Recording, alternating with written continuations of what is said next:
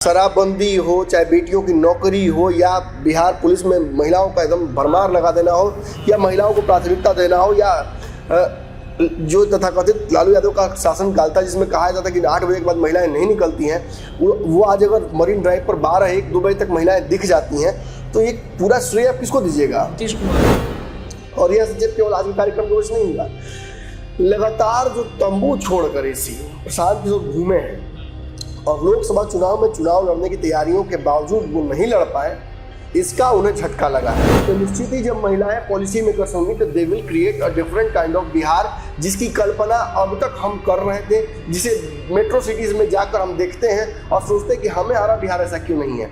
तो आपको बिहार के लोगों में एक सोच का नैसर्गिक बदलाव लाना है। लेकिन आज जो मैं बताने आपको आया हूँ कि एक राजनीतिक पार्टी जो बनने जा रही है जनसुराज, जिसके मुखिया होंगे प्रशांत किशोर, और जो 243 सीटों पर चुनाव लड़ने की बात कर रहे हैं, वो 40 सीटों पर महिलाओं को लाने की बात क्यों कर गए हैं? खुद प्रशांत किशोर ने कह दिया गुंडों की पार्टी है। तो ये एक कैरेक्टराइजेशन हो गया है तेजस्वी यादव की पार्टी का। तेजस्वी बड़े प्रयास कर रहे हैं, महिलाओं को अपनी पार्टी से खूब जोड़ते हैं वो भी, लेकिन वो माहौल नहीं बन पा रहा है जो नीतीश कुमार एक पॉलिटिकल बैगेज है तेजस्वी के पीठ पर बैताल की तरह।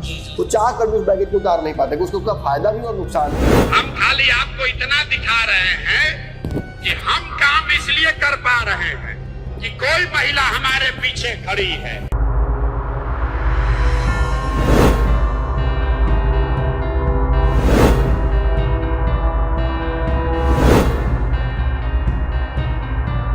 पनोरमा ग्रुप, जो सोचता है वो करता है। नमस्कार, भारत लाइव देख रहे हैं आप और ये गेम बड़ा है।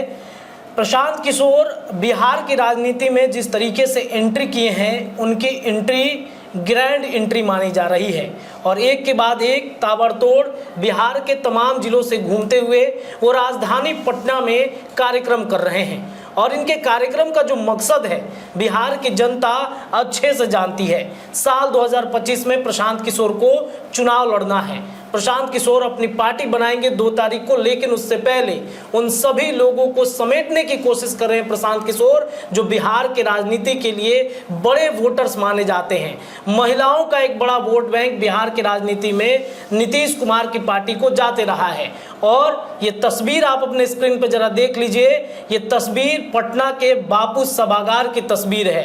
पहले एक छोटी सी तस्वीर आप देखिए जिसमें महिला किस तरीके से बापू सभागार में एंट्री कर रही हैं। इतनी भीड़ शायद बिहार के तमाम जो दिग्गज नेता हैं उनके कार्यक्रमों में भी महिलाओं की नहीं लगती होगी जितना प्रशांत किशोर की जो आज की मुहिम है। महिला संवाद उन्होंने आज बुलाया था।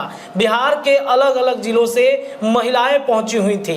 अंदर की तस्वीर भी आप देख लीजिए। ये अंदर की तस्वीर है जहां महिला बड़े धैर्य से प्रशांत किशोर को सुन रहे हैं। अमूमन ऐसा कम होता है जब कोई महिला किसी बड़े राजनेता को या फिर किसी पॉलिटिकल पार्टी के जो इवेंट्स होते हैं, बुलाए जाते हैं, उसमें बड़े धैर्य से वो सुनती हैं। बीच कार्यक्रम छोड़ के महिलाएं निकल जाती हैं, लेकिन प्रशांत किशोर के कार्यक्रम में अंत तक यानी कि सुबह से लेकर दोपहर तक ये महिलाएं इंतजार करती रहीं प्रशांत किशोर का। और प्रशांत किशोर ने भी जबरदस्त भाषण दिया है। प्रशांत किशोर ने महिलाओं को जिस तरीके से टास्क दिया है, बहन बेटियों के बारे में बोला है, इतना ही नहीं अपनी पत्नी को भी आज उन्होंने इस कार्यक्रम में सबके सामने कर दिया। उन्होंने कहा कि इन्हीं के बदौलत आज हम बिहार के राजनीति में सक्रिय हो पाए हैं। तो ये जो महिलाओं का एक बड़ा वोट बैंक है, इस वोट बैंक से बिहार की जो अन्य पार्टियां हैं, चाहे बिहार के मुख्यमंत्री नीतीश कुमार ही क्यों ना हो, जो महिलाओं के वोट बैंक पर नीतीश कुमार का खासा पकड़ रहता है। आज इस तस्वीर को देखने के बाद नीतीश की पार्टी भी कहीं ना कहीं डर गई होगी कि ये क्या कर दिया प्रशांत किशोर ने। तेजस्वी यादव से लेकर सभी जो दल हैं वो भी परेशान होंगे कि 25 का रास्ता सीएम की कुर्सी के लिए क्या प्रशांत किशोर ने कठिन कर दिया है। गेम बड़ा में आज तमाम विषयों पर चर्चा होगी। हमारे साथ हमारे संपादक डॉक्टर नमन मिश्रा सर हैं। सर, आज प्रशांत किशोर ने तो गजब कर दिया। जो अंदर की तस्वीर हम देख रहे हैं, महिलाओं को इतने भारी संख्या में बुलाकर, मतलब पूरा हॉल भरा है, हम देख रहे हैं महिला नीचे भी बैठी हुई हैं। ये क्या संदेश जा रहा है? नीतीश कुमार के लिए खतरे की घंटी है क्या? देखिए, सत्ता पक्ष में रहे दलों की बात मैं करूं, लालू यादव का तो कभी फोकस इन चीज़ों पर रहा नहीं, इन फाइन डिटेल्स पे। लेकिन नीतीश कुमार एक बहुत ही ऑटोक्रेटिक नेता थे। उन्होंने महिलाओं के वोट बैंक को हमेशा अपने पाले में किया। नीतीश की वास्तविक राजनीतिक जो जातीय वोट है वो बहुत छोटा है। अगर आप लॉकस को दोनों को जोड़ भी देते हैं तो वो 8-10%, 15% तक मैक्सिमम जाता है अगर बहुत सारी जातियों को उसमें जोड़ दिया जाए। तो नीतीश आखिर 12-10 या 8% वोट बैंक पर कैसे बिहार में राज करते रहे 18 साल से? केवल इधर से उधर और केवल राजनीतिक बुद्धि से ये हो संभव नहीं है। नीतीश कुमार के जितनी बुद्धि के बाकी बिहार में किसी को नहीं है क्या? है, सबको है। लेकिन इट्स जस्ट कि नीतीश कुमार ने कुछ ऐसा प्राप्त कर लिया बिहार की राजनीति में जिसे किसी ने प्राप्त करने की अब तक कोशिश ही नहीं की थी। महिलाओं का एक बहुत बड़ा वोट बैंक नीतीश कुमार के पास शुरू से रहा है। बाबा जब भी चुनाव के दौरान विश्लेषण करते हैं तो आप देखिए, अगर नीतीश कुमार की जब वो चर्चा करते हैं तो वो कहते हैं कि नीतीश कुमार के पास एक छुपा वोट है। वो छुपा वोट कौन सा है? वो महिलाओं का वोट है। शराबबंदी हो, चाहे बेटियों की नौकरी हो, या बिहार पुलिस में महिलाओं का एकदम भरमार लगा देना हो, या महिलाओं को प्राथमिकता देना हो, या जो तथाकथित लालू यादव का शासनकाल था जिसमें कहा जाता था कि 8 बजे के बाद महिलाएं नहीं निकलती हैं, वो आज अगर मरीन ड्राइव पर 12-1-2 बजे तक महिलाएं दिख जाती हैं तो ये पूरा श्रेय आप किसको दीजिएगा? नीतीश कुमार को। और तो किसी को देना संभव नहीं है। नीतीश कुमार ने एक आज़ादी दी है महिलाओं को बाहर निकलने की। इसके बावजूद मैंने आज तक नीतीश कुमार के कार्यक्रमों में भी, जबकि उसमें एनएम बहनें, जो जीविका बहनें और जो आंगनवाड़ी है, मिड डे मील है, इन सब को बुलाया जाता है, फिर भी इतनी भीड़ मैंने नहीं देखी। मेरी नज़र जहाँ तक जा रही है मुझे कोई कुर्सी खाली नजर नहीं आ रही है। अगर प्रशांत किशोर का केवल विरोध करना राजनीतिक मेरा मकसद होता तो शायद 1-2 कुर्सी खोज के हम दिखा देते, लेकिन फिर भी कोई कुर्सी मुझे खाली नजर नहीं आ रही है। महिलाएं वेल में खड़ी हैं, जो जगह सामने खाली होता है। और ये जिस जगह पर कार्यक्रम कर रहे हैं प्रशांत किशोर, उस जगह पर तो पुरुषों के कार्यक्रम में पिछले 10 कार्यक्रम जो यहाँ हुए हैं मैंने भीड़ नहीं देखी है। बड़े बड़े नेता यहाँ बेइज्जत हुए हैं, फजीहत झेलनी पड़ी है, कद छोटा हुआ है। नाम मत लिवाइएगा हमसे। मैं 10 नेताओं का नाम लाइन से ले सकता हूँ, दिग्गज नेताओं का, जातीय समीकरणों का, वैसे नेताओं का जो एमएलसी नहीं बन पाए बिहार कार्यक्रम करके। कार्यक्रम किए, कार्यक्रम हल्का रह गया, एमएलसी नहीं बन पाए, कार्यक्रम किए समाज को एकजुट करने के लिए, नहीं कर पाए, मजाक बना। और 1-2 जातियां नहीं, कई जातियों के कार्यक्रम हुए, कई पार्टियों के कार्यक्रम हुए, कई नेता एमएलसी और राज्यसभा और सीट और लोकसभा लेने के लिए यहाँ कार्यक्रम किए, किसी का दाल नहीं गला। लेकिन प्रशांत किशोर आते हैं पीछे से एकाएक। मैं कहूँगा, देखिए मैं ही प्रशांत किशोर को एक समय में ये कहता था, और मैं इस बात पर अभी भी टिका हुआ हूँ, जब तक उनकी मेरी मुलाकात नहीं होती, एक इंटरव्यू नहीं होता, तब तक मैं इस बात पर टिका हुआ भी हूँ कि प्रशांत किशोर एक ऐसे पॉलिटिकल पैरासाइट जैसे जिनको एक होस्ट चाहिए। अब तक तो यही है देखा है हमने। तो इस आधार पर उन्हें एक होस्ट चाहिए जिसके ऊपर वो राजनीतिक किला खड़ा कर सकते हैं बिना। देखिए बर्फ जानते कैसे जमता है? बर्फ जमने के का एक तरीका होता है। एक भी अगर इम्प्यूरिटी हो तो उसके आसपास बर्फ जम जाता है।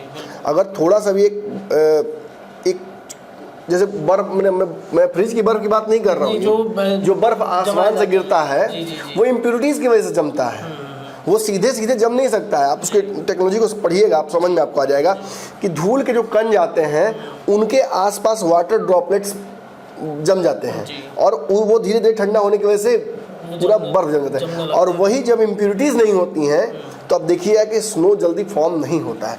इसी तरीके से वो पॉलिटिकल इम्प्यूरिटी प्रशांत किशोर को भी चाहिए, क्योंकि मैं अब मानता हूँ कि प्रशांत किशोर अब उस पैरासिटिक दौर से बाहर निकल चुके हैं। मुझे लगता है कि प्रशांत किशोर अब एक इंडिपेंडेंट आइडेंटिटी अपनी बिहार की राजनीति में बना चुके हैं। वीआईपी से लेकर जदयू, राजद से लेकर भाजपा, सभी ये मानने लगे हैं कि प्रशांत किशोर ने बिहार की राजनीति में अपना एक बड़ा हस्तक्षेप कर दिया है। और यह हस्तक्षेप केवल आज के कार्यक्रम की वजह से नहीं हुआ है। लगातार जो तंबू छोड़कर इसी प्रशांत किशोर घूमे हैं और लोकसभा चुनाव में चुनाव लड़ने की तैयारियों के बावजूद वो नहीं लड़ पाए, इसका उन्हें झटका लगा है। हमारी आपकी बातों से कितना दुखी हुए होंगे मुझे नहीं पता, लेकिन लोकसभा चुनाव नहीं लड़ पाना उनको अंदर से कसक दे गया है। और इस बार इसीलिए उन्होंने आज अनाउंस कर दिया कि 243 सीट पर लड़ेंगे, 40 सीटों पर महिलाओं को लड़ाएंगे। और आज महिलाओं के समक्ष 40 सीट पर कहकर उन्हें कह दिया 2030 में 80 सीटों पर लड़ाएंगे, और ये बढ़ता जाएगा। हम चाहते हैं कि महिलाओं की संपूर्ण भागीदारी राजनीति में हो, महिलाएं खुद ही नियम बनाएं, कानून बनाएं, और फिर वो जब कानून बनाएंगे, देखिए एक मर्द जब सोचता है, ठीक है, कई मर्द ऐसे होते हैं जो अपने परिवार के बारे में सोचते हैं, बच्चों के बारे में सोचते हैं, लेकिन मर्द जब सोचता है तो पहले अपनी खुशी और अपने बारे में सोचता है, लेकिन एक महिला एक परिवार के बारे में सोचती है। वो अक्सर 5-6 लोगों का एक परिवार, छोटा परिवार भी हो तो उसके बारे में सोचती है, बच्चों के बारे में सोचती है। तो निश्चित ही जब महिलाएं पॉलिसी मेकर्स होंगी तो they will create a different kind of Bihar, जिसकी कल्पना अब तक हम कर रहे थे, जिसे मेट्रो सिटीज़ में जाकर हम देखते हैं और सोचते हैं कि हमारा बिहार ऐसा क्यों नहीं है। तो आपको बिहार के लोगों में एक सोच का नैसर्गिक बदलाव लाना है जो पुराने राजनीतिक ढर्रे से संभव नहीं है। और प्रशांत किशोर की महिलाओं के सैकड़ों की भीड़ ने ये इशारा कर दिया है, इसमें से किसी को भी जबरदस्ती लाया नहीं गया था जी। अगर लाया गया होगा तो खैर वो तो बात की बात है, वो तो जांच का विषय है, लेकिन लाए पैसा देकर लाने के बावजूद भी आज तक मैंने इतनी भीड़ देखी नहीं है कार्यक्रम में। बिल्कुल, ये प्रशांत किशोर की वो उपलब्धि है जो पिछले 1-1.5 सालों में वो घूम के अलग अलग जिलों में जाकर के महिलाओं को इन्फ्लुएंस किया है। जी जी, ये एक बड़ी उपलब्धि है। उन्होंने आज इसका जिक्र भी किया कि 2 सालों से हम अपने परिवार को छोड़कर इन्हीं महिलाओं के बीच में हमने गुजारा है, अलग अलग जिलों में जाकर। और जब वो जाते थे तो उन्होंने ये भी कहा कि महिलाएं काफी प्रभावित भी होती थी, हमारे पास आकर प्रश्न भी करती थी कि इंकरा के तो जिता नहीं, आज सड़कें ना बनवाए ले, रोडा काकरे आइल बनी, तो वो समझाते थे। तो महिलाएं इन्फ्लुएंस हुई हैं उनसे, इन सारी बातों का जिक्र कर रहे थे। इन्फ्लुएंस ही नहीं, आज अपनी एक जमा पूंजी अपनी पत्नी को भी उन्होंने सामने राजनीतिक मंच पर उतार दिया है। मतलब Prashant Kishor is now all out in राजनीतिक इन बिहार पॉलिटिक्स। वो पूरी तरीके से हर नख से सिख तक अब बिहार की राजनीति में अपना सारा दाव लगा चुके हैं, सारा जो कह सकता है प्रॉपर्टी वो आज इन्होंने इन्वेस्ट कर दिया। अब इसका फायदा होगा या नुकसान होगा ये भविष्य बताएगा, लेकिन now Prashant Kishor is a full time stakeholder in Bihar political arena. और इसके बाद प्रशांत किशोर क्या करते हैं, उनकी राजनीतिक जो महत्वाकांक्षाएं हैं वो कहाँ तक पहुँच पाती हैं, कितना सफल हो पाते हैं, इस पर हमारी नज़र होगी। लेकिन आज जो मैं बताने आपको आया हूँ कि एक राजनीतिक पार्टी जो बनने जा रही है जनसुराज, जिसके मुखिया होंगे प्रशांत किशोर, और जो 243 सीटों पर चुनाव लड़ने की बात कर रहे हैं, वो 40 सीटों पर महिलाओं को लाने की बात क्यों कर गए आज, और क्यों महिलाओं को ही आज बुलाया गया था।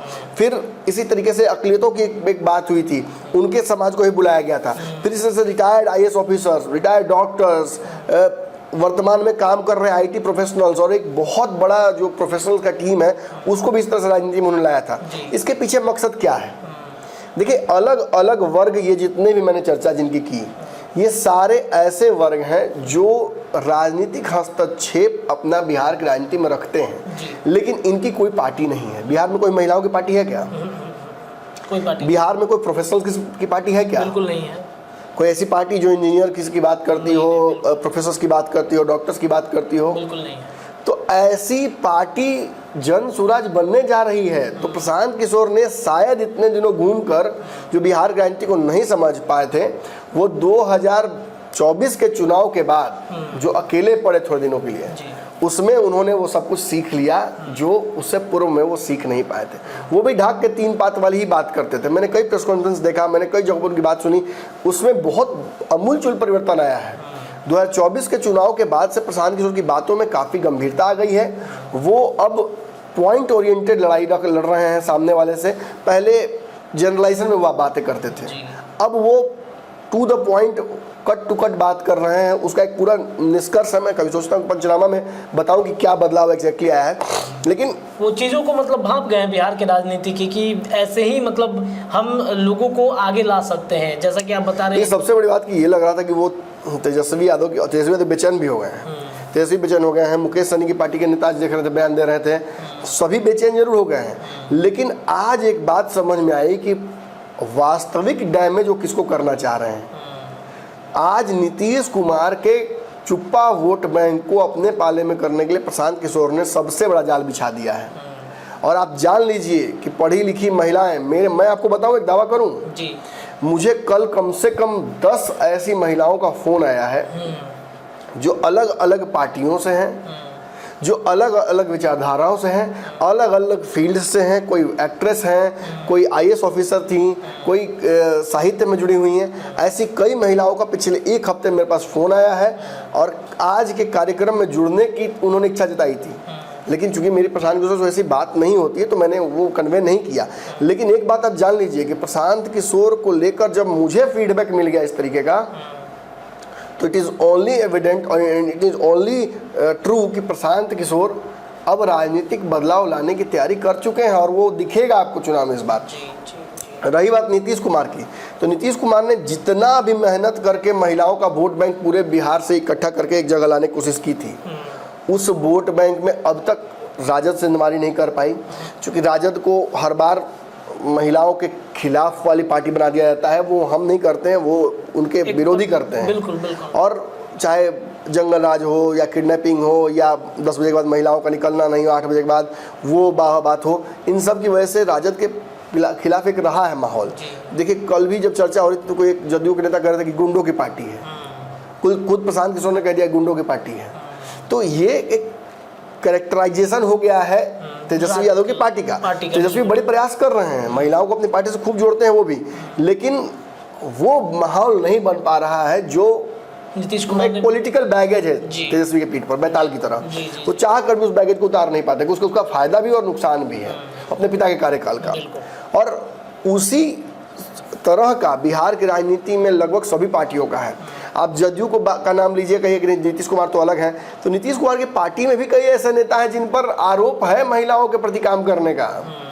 कई नेता ऐसे हैं, मैं नाम नहीं लूंगा या फिर मैं बोल रहा हूँ। इसी तरह से आप भाजपा की बात कीजिए, भाजपा की भी स्थिति वही है। उसी तरह से आप बात कीजिए किसी भी पार्टी की बिहार में, तो बाहुबलियों का एक बड़ा नेक्सस हर पार्टी में है। चिराग पासवान भी उससे छूते नहीं हैं। तो ऐसे, हालांकि चिराग पासवान ने, मैं ये दावा जरूर करूंगा कि इस चुनाव में वो किया है बिहार में जो किसी पार्टी ने नहीं किया। 2 महिलाओं को उन्होंने टिकट दिया है और एक तो मतलब 25 साल की बच्ची को उन्होंने टिकट दिया है, युवा को, जो कि ये साबित करता है कि चिराग भी एक डिफरेंट पॉलिटिक्स करना चाहते हैं। लेकिन सारी चीज़ों को चुनौती एक मुश्त ही प्रशांत किशोर ने ये कार्यक्रम करके दे दिया है। चिराग पासवान भी आज जो राष्ट्रीय कार्यकारिणी की उनकी बैठक थी, उन्होंने रांची में क्यों किया, कहीं ऐसा तो नहीं प्रशांत किशोर से लड़ाई नहीं करना चाहते थे सीधा सीधी, क्या मामला था वो मुझे नहीं पता, लेकिन हम तो उसमें भी घुसेंगे, हम भी उसको जानने की कोशिश करेंगे। तो आज प्रशांत किशोर के सांसदों को लेकर भाग गए झारखंड बचाने के लिए। नहीं, ऐसा तो बात नहीं है, लेकिन वो तो आप ही ने कंफर्म किया था कि मतलब सांसद अभी कहीं जा नहीं रहे। जिस वक्त ये सब कुछ खबर चल रहा था कि सांसद भाग जाएंगे, उस समय बैठ के सांसद बैठक कर रहे हैं। अब उसको ऑनलाइन चिराग पासवान बैठक ले रहे थे। खैर बात यह है कि इतने सारे युवा, इतने सारे पुराने नेता, इतने सारे डिफरेंट पॉलिटिशियंस बिहार में हैं और उसके बावजूद प्रशांत किशोर महिलाओं को एकजुट करने में सफल हो जाते हैं। बीच में कुछ दिनों के लिए आई थी पुष्पम प्रिया चौधरी, उनके साथ भी इतनी महिलाएं नहीं जुड़ पाई, जबकि उन्होंने बहुत प्रयास किया, बहुत पैसा भी खर्चा करके गई, कई चैनलों को मालामाल कर दिया, अरबपति बना के चले गई कुछ बड़का बड़का मोटा मोटा पत्रकार लोग को। लेकिन फिर भी उनका इम्पैक्ट क्या रहा कि 200, 400, 500 वोट। और प्रशांत किशोर ने निश्चित ही एक अलग राजनीतिक शैली पकड़ ली है।